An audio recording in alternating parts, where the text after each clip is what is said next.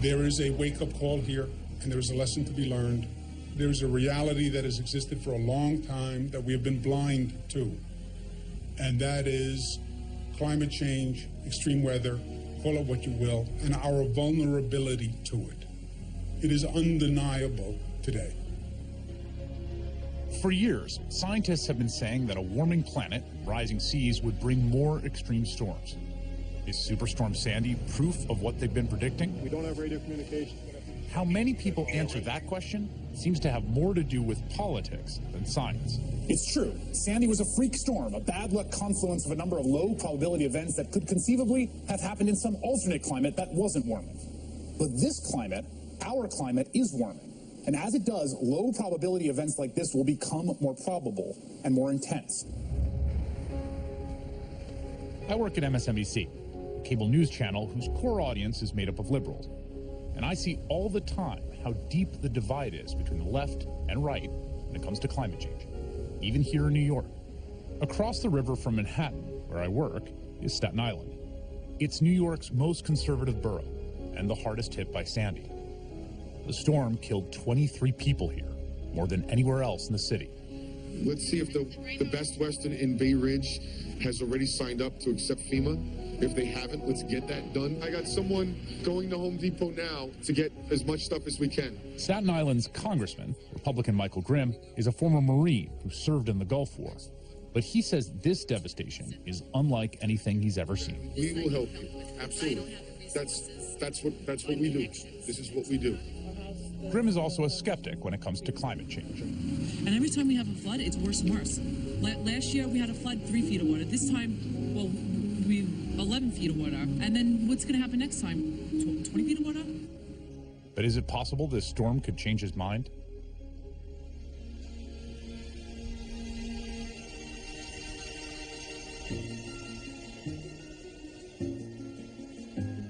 I'm a biologist by training. I've spent my life studying the natural world. But lately I've had to start focusing more on human nature rather than Mother Nature. That's because people are having an unprecedented impact on the planet, and everyone wants to ask me about it. From evening news anchors, CBS News science and environmental contributor M. Sanjan is here to tell us more about the megafire phenomenon, to late-night talk show hosts. We have been living on a changing planet for a long, long time. This change is just going to happen fast. After Superstorm Sandy, lots of people are wondering if human activity is making the weather more extreme. And I'm on my way to meet a scientist who studies just that. Her laboratory is an island in the middle of nowhere. More specifically, it's in the middle of the Pacific Ocean, near the equator, where some of the planet's most extreme weather is born. Every few years, an unusual band of warm water spreads across this part of the ocean and disrupts weather patterns around the world. The phenomenon is called El Nino, and it's linked to severe droughts, flooding, storms, and fire. The death toll is still rising tonight from the latest bi-coastal double shot of El Nino-driven storms. In the worst El Niños, ocean temperatures can rise a startling 14 degrees above average.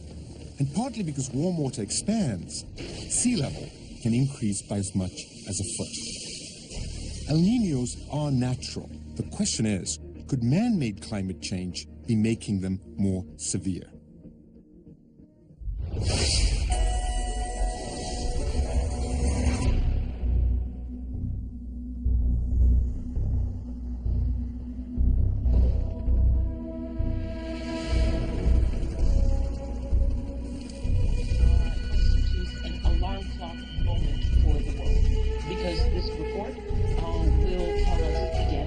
Everything we thought we knew on climate change has actually been underestimated. The effects of climate change will be upon us faster, intense fashion than we had thought.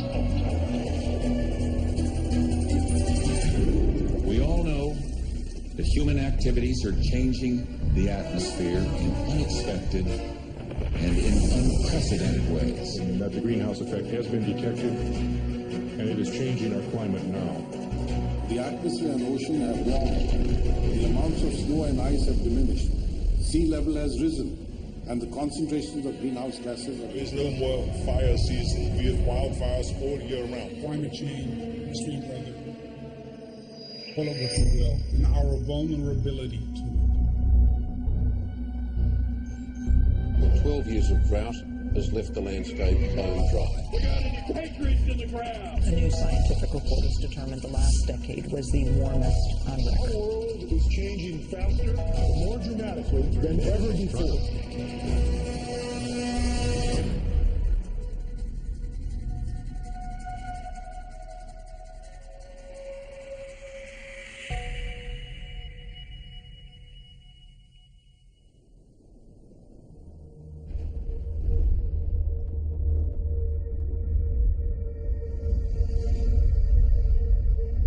It is 5 o'clock, and the timing of landfall of the storm could be just an hour away. We've already been feeling the effects of Hurricane Sandy for hours now. And the tide is up above the pier, which is scaring the shit out of me. If you want to get off the island, you're not going to take the ferries. This has been shut down. On the night of Hurricane Sandy, Patricia Dresch, her husband George, and their 13-year-old daughter Angela decided to stay inside and ride out the storm. Then the wind started picking up that afternoon and trees started falling. This one tree from across the street just like peeled like a banana. And my neighbor took a picture of George that afternoon in front of this tree. Angela was with one of my neighbors and they were on the beach and she was taking pictures. And that was it. And then we had dinner. After dinner, I looked out my front door and I saw the big waves coming. Then I went in my dining room. And the floor was starting to lift up. What went through your mind when you saw that? That we had to go up. When we got upstairs, we went in the closet. And we had to get out of the closet because the water was coming through the wall. And it's on the second floor? Yes. So there was water high enough that it was coming through the wall? George said, oh, the house next door is gone. I said, what do you mean the house next door is gone? He said, yeah, the house is gone. 911, what is the emergency? Yeah, 687 Yetman Avenue in Staten Island. My sister is stuck in the house. She has total water around her. She can't get out the door. They have a young kid. They have a 13-year-old with them also. What's your sister's name? Patricia Dresch. We went to the bathroom. And then when we went into the bathroom, I held on to the faucet. What is Angela saying at that point? What's George saying? She said, Mommy, hold me. I'm scared. And I did. I held her. And I had her in front of me. And then a wave started coming up over me. I felt the water rising. And then all of a sudden, my stall shower came apart. And then the whole wall broke loose. And we went out into the yard. When I got thrown out of the wall, something slid off the roof, hit us in the head, and we went under. And I knew I lost her immediately because I knew she couldn't get up again. But it was just too deep for her.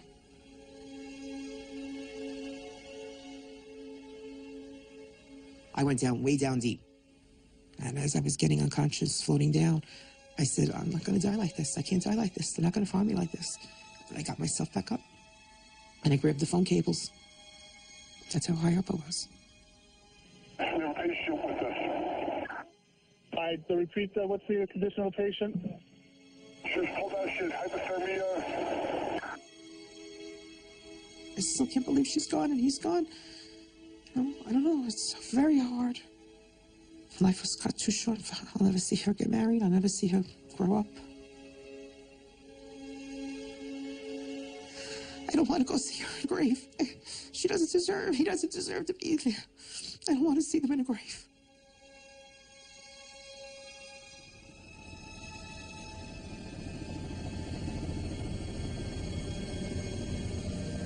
See where that storm surge basically pushed right across the beach, right through these neighborhoods, and has basically inundated these streets. We'll count them off. 1, 2, 3, 4, 5, 6, 7, 8, 9, 10. Again, close to 12 blocks inland. So, again, that's a pretty far distance here.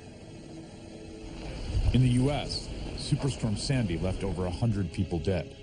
Most of them drowned in the record storm surge. Here on Staten Island, some people faced down a wall of water 16 feet high. After the storm, Pat Dresch spent a week in the hospital.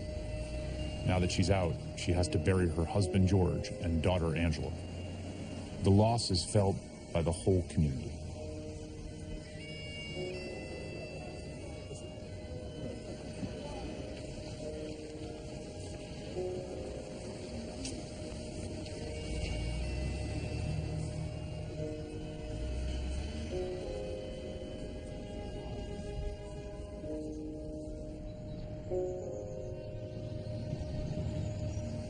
This was the perfect storm.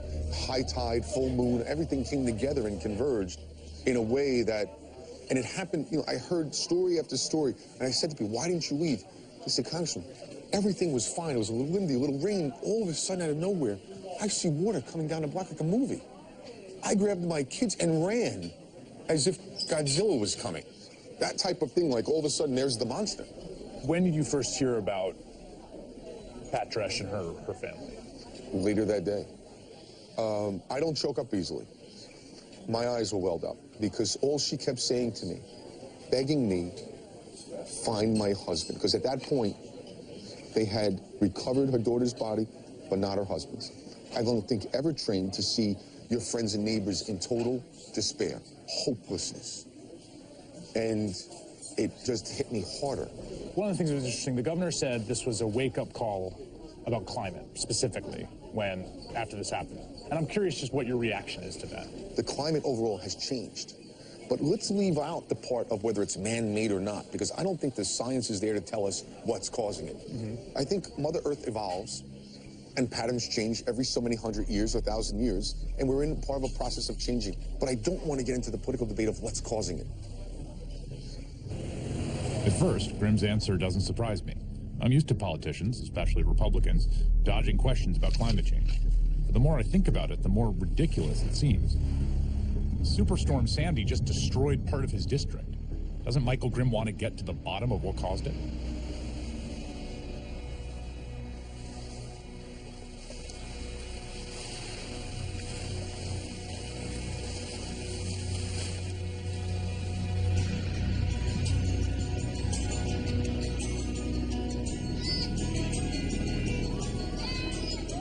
Christmas Island is one of the most beautiful places I've ever been to.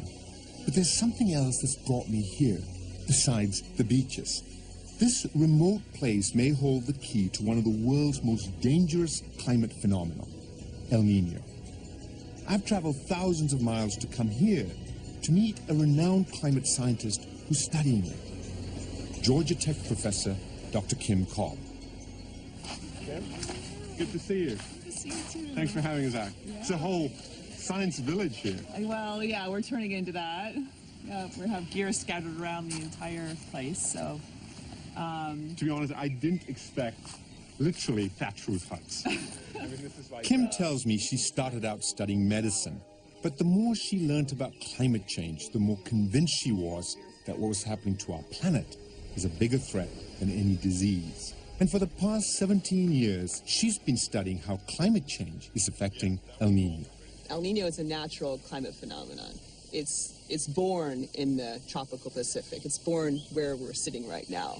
And it's a change in water temperature that's very dramatic. And it lasts for about 6 months or so. And what that does is it reorganizes the entire global atmospheric circulation during that time period. And so droughts in some places, mudslides massive floods in others. When El Nino happens, the largest signal happens along the equator because an ocean circulation that typically brings cooler waters to the equator as a function of these winds we're feeling right now, the trade winds, shuts down completely during El Nino events. And so the ocean, which is normally bringing up this cool water along the equator, that stops, and this place gets extremely warm.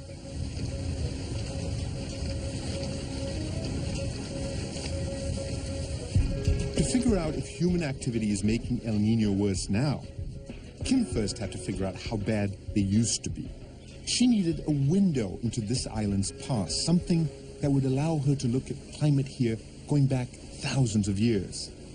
She began her search underwater, in the coral reefs. The corals, they grow very fast and very reliably, and as they grow, they are recording environmental information into their skeleton, and they create this wonderful year by year by year archive. So you're using coral as a thermometer into the past. That's correct.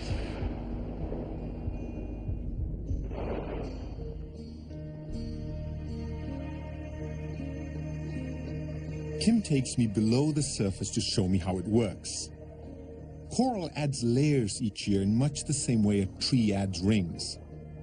By closely examining those layers, Kim hoped to literally see El Nino events that took place in the past. But taking a look deep inside living coral requires much more than a microscope.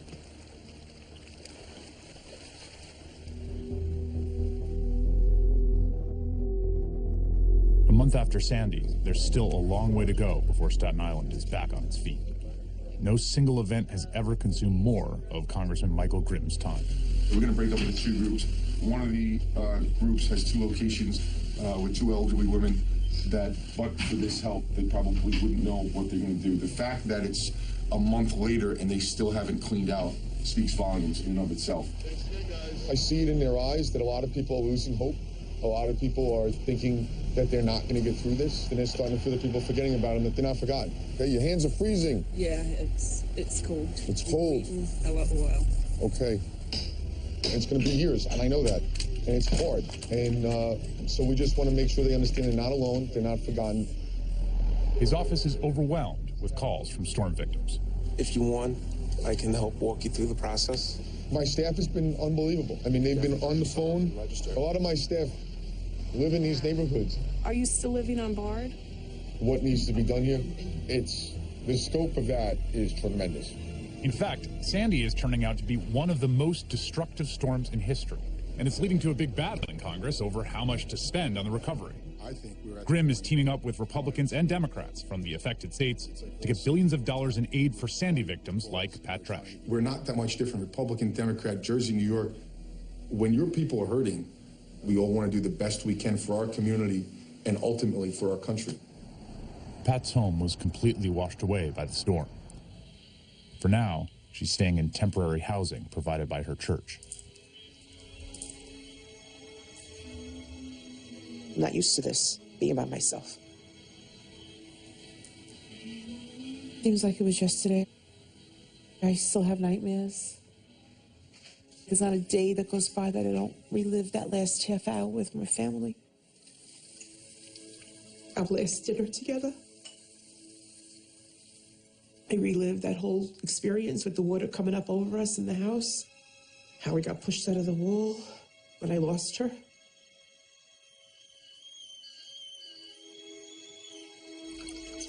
My husband was always there for Angela. Now he's gone. It's very hard. She touched so many lives.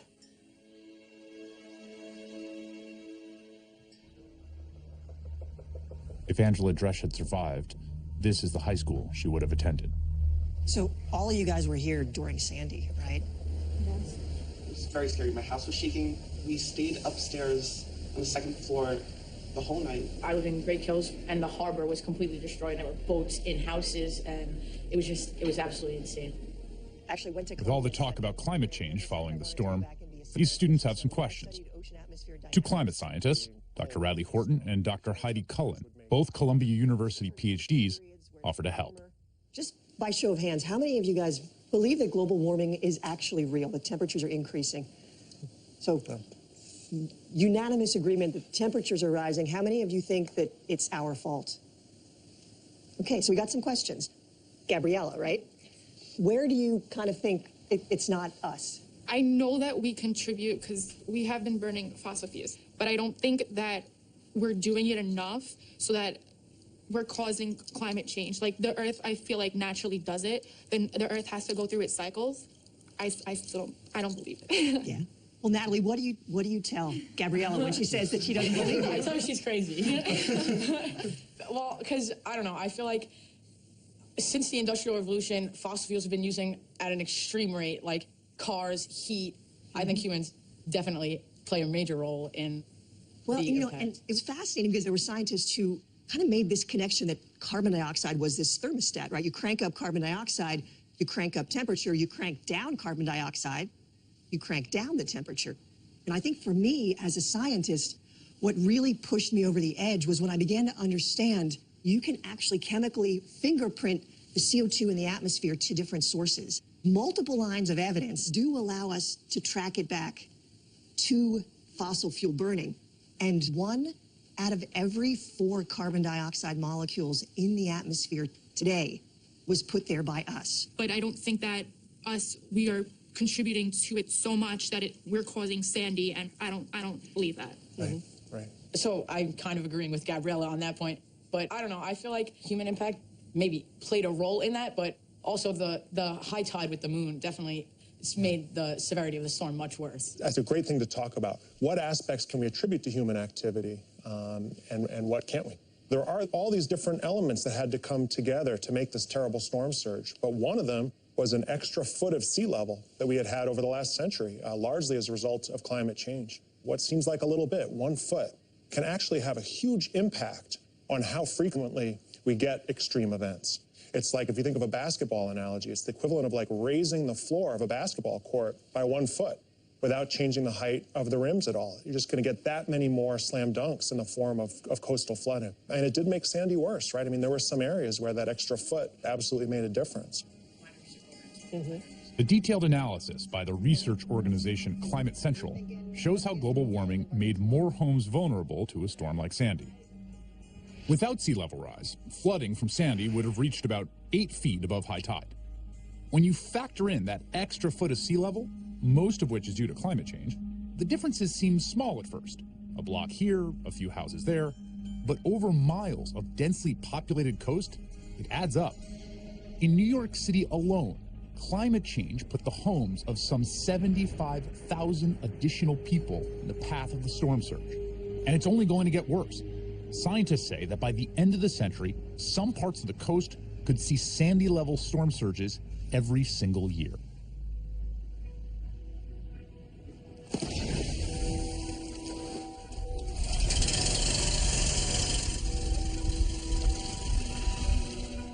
We're about to use this 100-pound drill to collect coral samples. Kim started studying these reefs 17 years ago to test a theory that by analyzing this coral, she could measure the severity of past El Niños and find out if they're getting worse. But just moving around down here is a challenge, let alone trying to operate the kind of equipment that really belongs on a construction site. So that's what we're going to drill into. This is our first candidate. At first, everything seems to be going wrong. Hoses are getting caught, ropes become tangled. Too much tension on the arch line. Then the drill breaks down, and Kim has to make repairs on the spot. Can you check the water on top side and see that it's not sucking air? We're getting air out of the drill down here. Over. But despite all the hurdles, she's getting the job done. Okay, let's turn the drill on.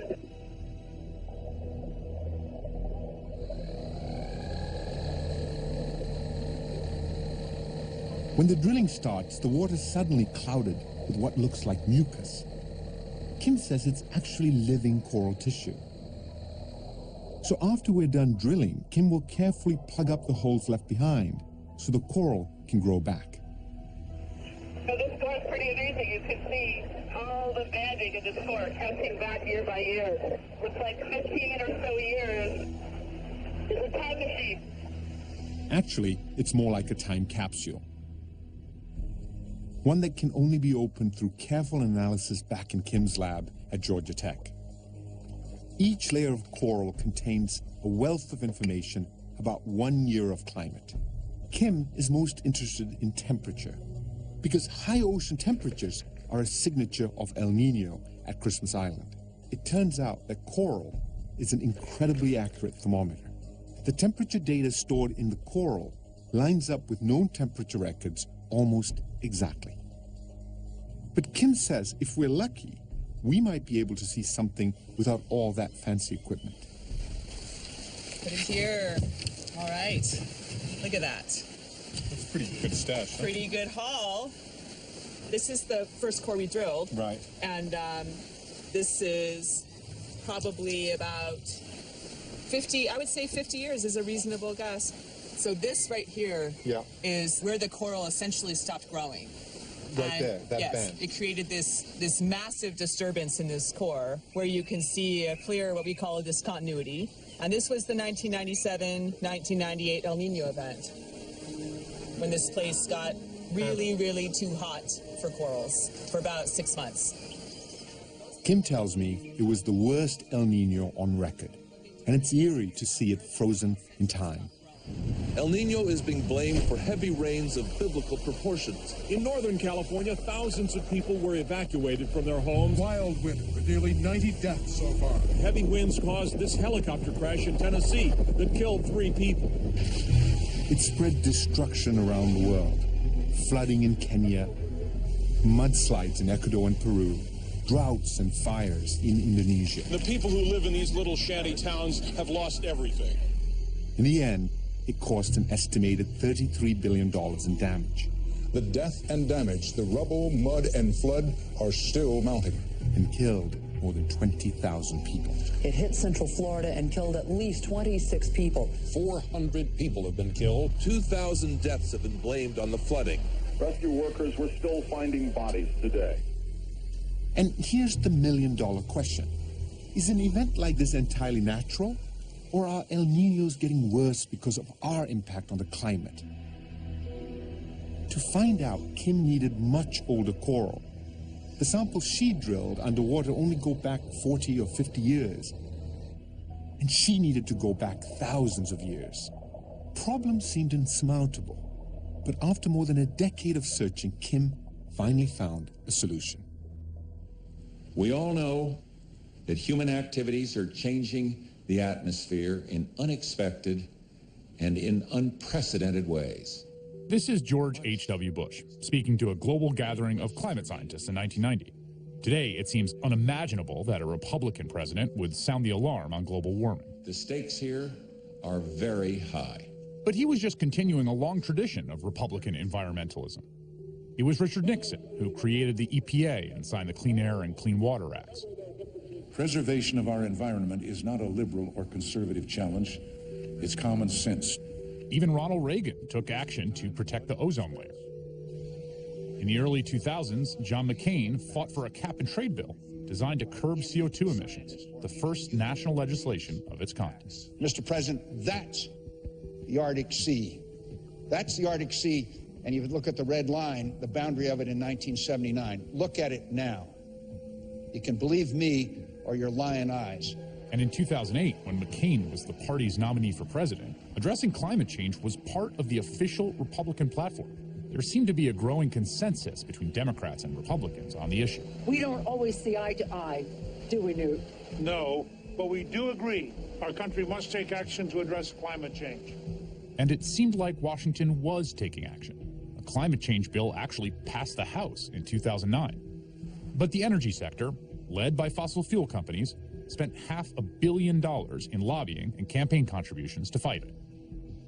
Drill all of America's oil, mine all of America's coal.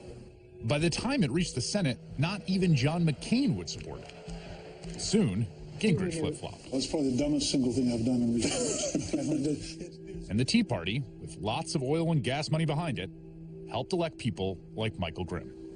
I personally am one of the guys that has been skeptical of global warming from the beginning. The jury is obviously still out on it. Suddenly, saying you accepted the science on climate change could cost you your seat. Just ask Bob Inglis. A conservative who says that climate change is real? Now that is an unusual zoo animal, right? A six-term congressman from South Carolina, Inglis was the most vocal Republican member of Congress calling for action on climate change. A lot of people are elected based on coal money, on oil money. I mean, how do you break through that? Well, it's tough. It's real tough. But, I mean, we just can't keep this up.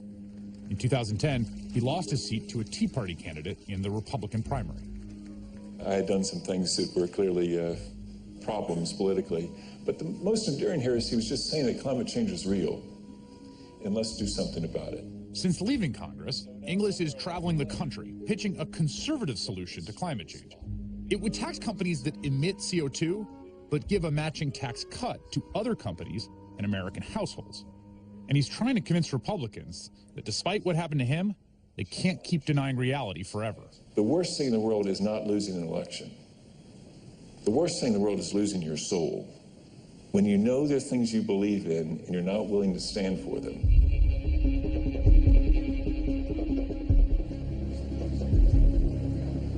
Michael Grimm is exactly the kind of Republican Inglis is trying to reach. And Grimm agreed to sit down with him. But will it make a difference? I was from maybe the reddest district in the reddest state. 93 American Conservative Union rating, 100% Christian Coalition, 100% National Right to Life, A with the NRA. So pretty conservative guy, right? When I was first in Congress, I totally poo-pooed climate change. I said it's nonsense, Al Gore's imagination. Had a great press conference one time where I absolutely tore Al Gore apart. But then our kids were growing up. My oldest, who just turned 18 when I was running again in 2004, said, I'll vote for you, Dad, but you can clean up your act on the environment. Problem for me was his 4 sisters agreed, and his mother. And so I had this new constituency that could change the locks on the doors. Well, that's and so the most important constituency. I had to respond to this constituency, you know, so that was part of it for me. And then the other was I got on Science Committee when I got back to Congress, went to the South Pole, saw the ice core drillings, saw the evidence. What do you think it is that we Republicans have gotten in this spot of basically distrusting the scientists, you know? I'm not so sure that it's distrusting the scientists. What Republicans are afraid of is if we give more credence to climate change, that it's going to be, you know, the call, the cry for more rules, more regulations. Yeah, I agree completely. We're trying to change the conversation. We want to change it away from the apocalyptic visions that rightly signal conservatives that here it comes, a big old wad of regulations and a tax increase. We want to change it to a conversation about reasonable risk avoidance. You know, 98 doctors tell you to treat your son this way. 2 say no this other. It's not conservative to go with the 2. And that's really sort of where we are in climate science, right? We've got about 98 doctors that say it's for real and it's human caused. And we got 2 say no, it's not. It's sort of an odd place, I believe, for us as Republicans to be, that we listen to the 2. I mean, we actually not even listen. We seek out the 2. We call them to hearings. We want to hear from them, the 2. Right. Of course, in a way, I'm the worst person to try to convince you because, I mean, look what happened to me, right? Right. That's the politics, though. Yeah. If Republicans start coming out and let's say that they did agree with the science and they were bold enough and had the political courage that you had, if they believed it, to go forward, and then they lose, well, how many other are going to, they're not all lemmings, okay? They're not going to just go right off that cliff. So the political constraints, I think, are a lot bigger than most people would understand, and they're very real. But you're also in a place that's had a different experience. You've had people that have been inundated with the storm surge that some of them may have this sense of need of addressing a problem. That may give you some room to move that others don't have.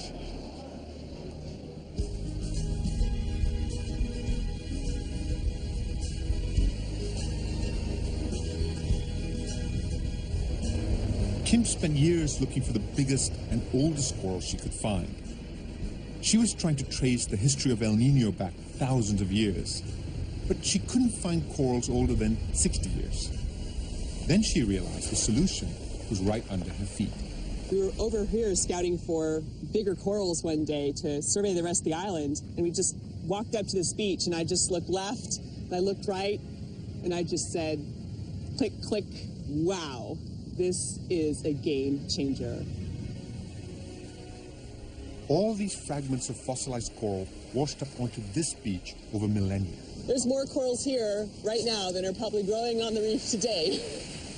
And how old are some of these blocks that would have been brought up here? I mean, They're roughly. Up to 6,000 years old. 6,000 years old. It's a grab bag of goodies.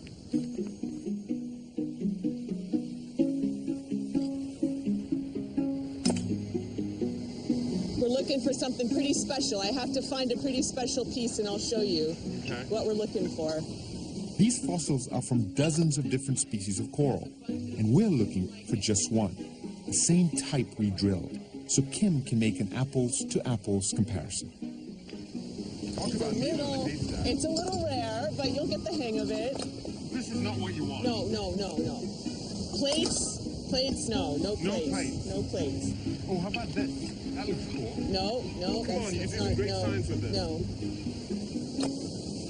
Oh, Here's one. Got it. Here's one. All right, now, I told you. This is the same species that we drilled underwater the other day, believe it or not. How do you know how old this piece actually is? Well, right now, I have no idea.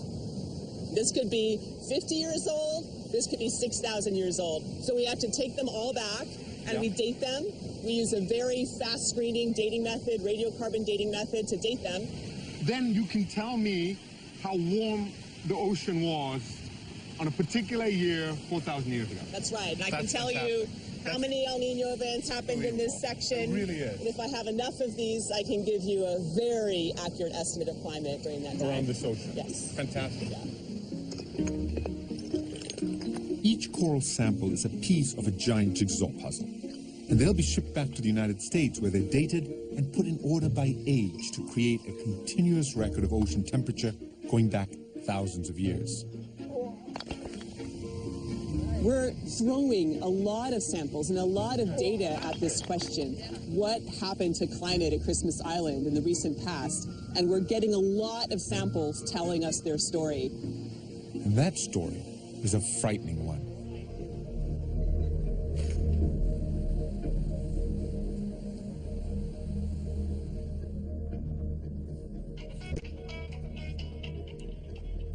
Hey, Bob here. Hey, Don, Bob here. Yeah, so the next item on the agenda is about the next trip to D.C., and we really need to discuss this, because that's coming up on Monday. Yeah, so that's the other thing, too, the Rubio meeting with Senator Rubio's office. Florida Senator Marco Rubio is a rising star in the Republican Party. He's also a climate change denier. But a few years ago, he wasn't, and Bob Inglis wants to convince him to come back around. I have no idea what his position is on this, but I'd like to talk to him about it. They have agreed, it won't be Senator Rubio himself. Yeah. Maybe a little more wishful thinking that he will make time for us. So, what do you think? The one argument is to wait until there might be an opportunity with Senator Rubio. Yeah. I don't know, what kind of time he's going to have to devote to us.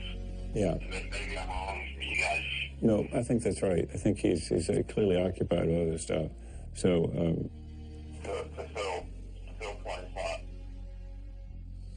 if you lose in politics, it's sort of like everybody knows. And so it's sort of a pulling away, sort of like, avoid him, and it's continuing. And, it hurts because people think that I've sort of gone to the other side, that I've crossed to the other tribe. It's pretty painful. It continues to be. There's sort of a sense that you can't go home.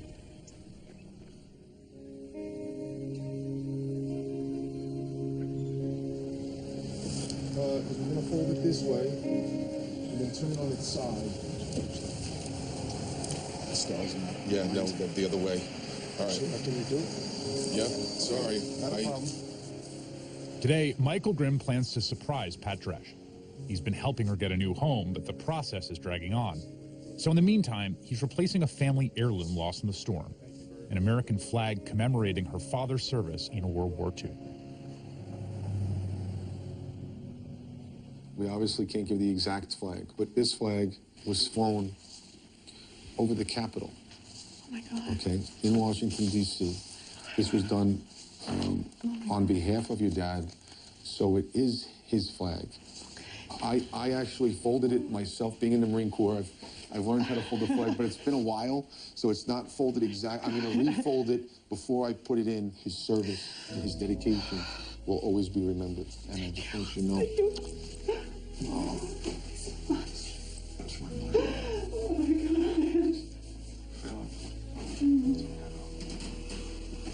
God. You get you back at home. Back home. That's what I want. That's what I want. That's what you're gonna have, and I'm coming over for dinner. Anytime. I can't wait. I can't wait to hear the words. Here's the keys. Start moving in. That's my dream, to hear those words.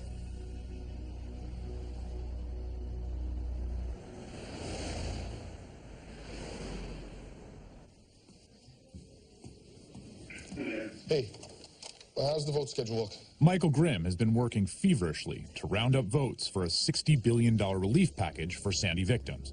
But under pressure from the Tea Party, the same movement that helped get Grimm elected, the bill is suddenly abandoned.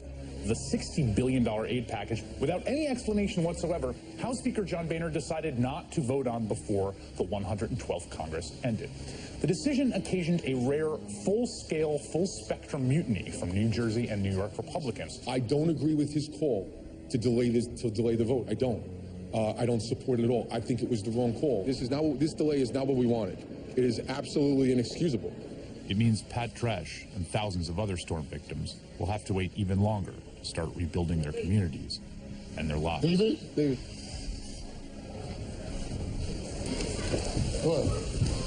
Slow it up. Slow it up. Bang. Right, do it again. When that vote didn't happen, I got to tell you, I was a little broken. It's very, very personal for me to deliver on the relief package. You know, and it is a fight. Every day I go to work, I'm fighting with someone, whether it's the mayor's office, or whether it's the administration in Washington, or whether it's sometimes my own party. But it's always a fight.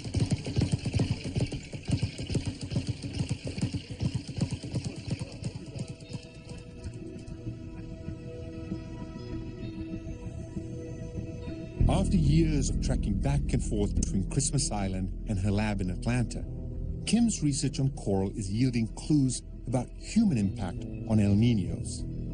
It suggests that in the 20th century, El Niños are as much as 20% more severe than in the previous 7,000 years. In the past few decades, the trend is especially clear. There's something different about these 30, 40 years in the recent past. Larger events, more frequent events in the last 30, 40 years. Now, the big question then is, why? The inference in uncovering an unprecedented behavior in climate in the last 30, 40 years, as opposed to the natural variations the last 6,000. The strong inference is that that's causally linked and that that's related to carbon dioxide in the atmosphere. Carbon dioxide that's been on the rise as a result of human activity. And it turns out that the very thing Kim is studying, climate change, is threatening the very place where she's conducting her research. This coral island is slowly falling victim to the rising seas. So how long before the rest of Christmas Island, the bits with the trees on, end up looking like this? Well, I mean, you want my educated opinion about it? I would say about 1 meter in 100 years. I would within say the lifetime of your grandkids? Yeah, that most of Christmas will be having serious problems with sea level rise. It's a disappearing country. Hurts my heart. Being in love with this place, it hurts my heart.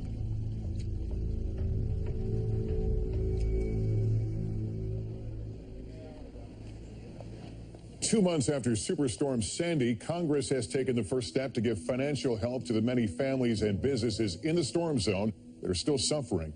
Today, Congress gave the okay after delays and politics slowed down emergency aid. As the months dragged on, Michael Grimm continued to help Pat Dresch through the process of getting a new house. We still haven't done enough, and there's a lot to do, so that has not been lost. But at the same time, we do have to reflect on monumental steps forward, and this is a big step forward. The city to start accepting applications and to get people's lives back together, and that's what really this is about. But for Pat, it would still be months before she finally had a place she could call home. It's now August, 10 months since Superstorm Sandy slammed into the eastern seaboard. It affected millions, and some people's lives were changed forever. But one of the most surprising things is how it changed Michael Grimm. Last time you and I spoke, you said the jury was still out on the climate science. Do you still feel that way? You know, after speaking with Bob Inglis, it made me do my own research. I looked at some of the stuff that he sent over, my staff looked at. But the vast majority of respected scientists say, that it's conclusive. The evidence is clear. So I don't think the jury is out. The basic story of we're putting carbon in the atmosphere, the planet's getting warmer, that's going to make the sea levels rise. Like the basic story of that, you pretty much agree with, right? Sure. I mean, there's no question that the oceans have risen, right?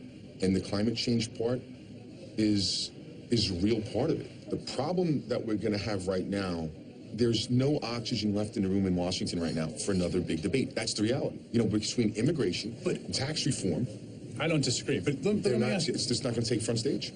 But I want to. There's a study coming out because this gets precisely what.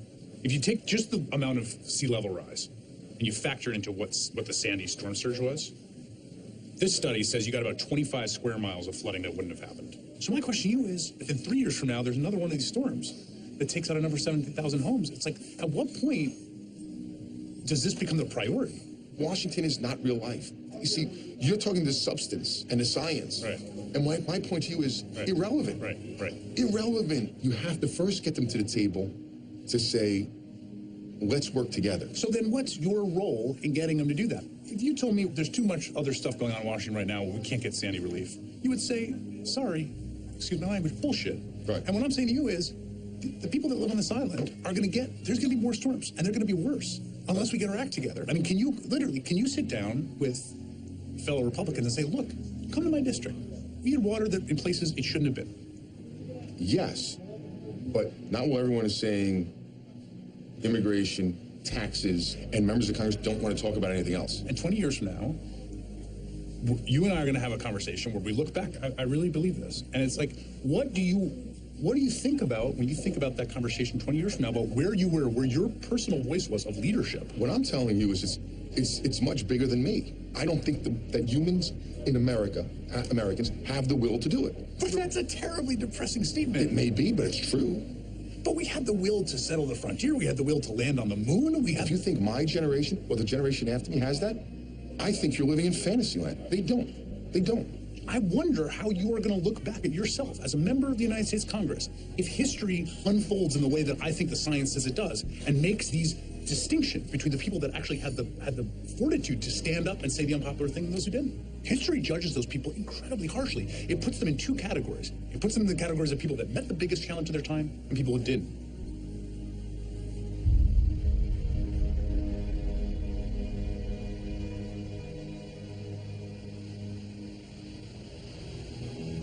Politicians don't feel any support underneath them. They don't lead. The thing that encourages me is I know that a good number know better. God bless. Stay healthy. All right. Be well. It's good to see you. They know that we've really got to pay attention to the science. Experience is a very effective but often harsh teacher.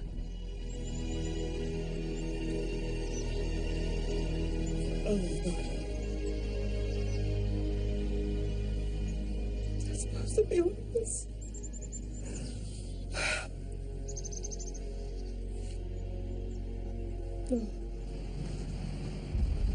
Well, we are being taught now about climate change.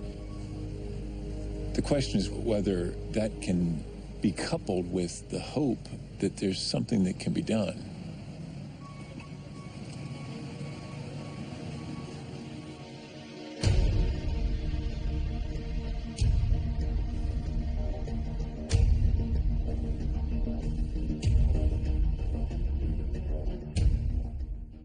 Climate disruption is not a political issue, it's a moral issue. Next time on Years of Living Dangerously. Global warming is real and caused by humans. That's an assumption. It's not an assumption, Dad. Nobody's presented that scientific evidence, in my opinion. Anna Jane Joyner is trying to change the climate debate. Rick Joyner, head of an evangelical empire, also happens to be her father. If you believe that God created this planet, take care of it. More lakes means more blue. The lakes cause more warming, which leads to more lakes. God, that was huge. And even more warming. Why not stop giving out permits for drilling and looking for more resources in the Arctic? You don't want to be on the side that said I had a chance and I didn't do anything.